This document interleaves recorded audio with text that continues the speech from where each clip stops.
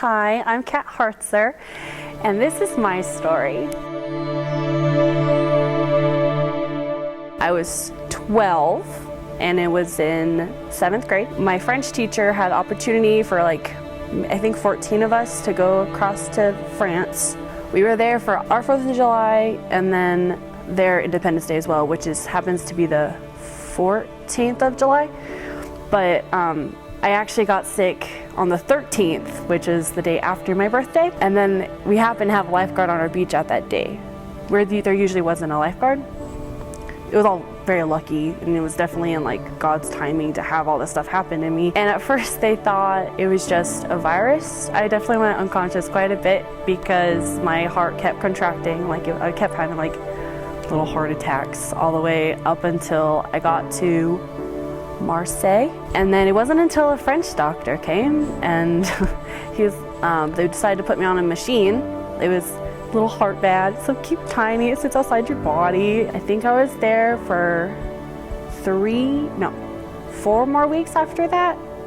And then it turns out he was actually friends with the cardiologist up at Children's Hospital in Denver. So then we actually got to come home because they're like, well, is Denver near your house? I said, yes, it's an hour from our house. We can go home. I even got my own plane coming home from France because of all the medical equipment I had to have on my machine and everything.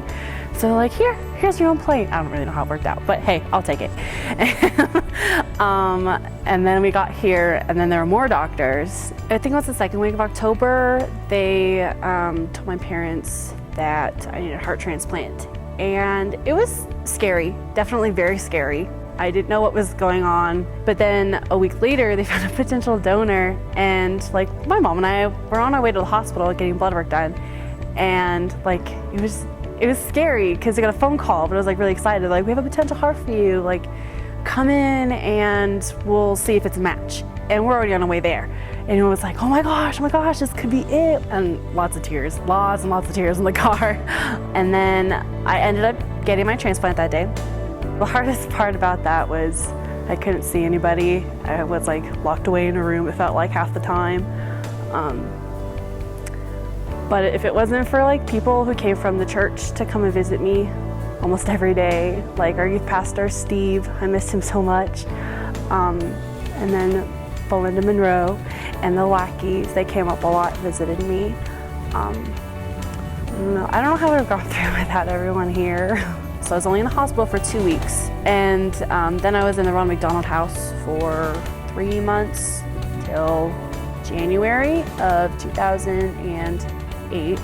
I think the worst part of it was I was 13. I wanted to be pretty. I wanted to be accepted. And having scars all over my body, it definitely affected how I thought of myself. I thought I wasn't pretty.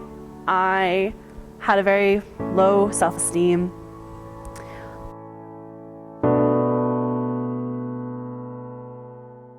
I think sophomore year of high school, and I was in a really good D group with Sydney Smith at the time. We went through one book, and I can't remember what the book was, but it was inner beauty and how you view yourself. And it really helped me. One verse that I loved was James 1:2-3. And it's, consider it pure joy, my brothers and sisters, whenever you face trials of many kinds, because you know that the testing of your faith produces perseverance. It was definitely an eye-opener for me when I read that verse.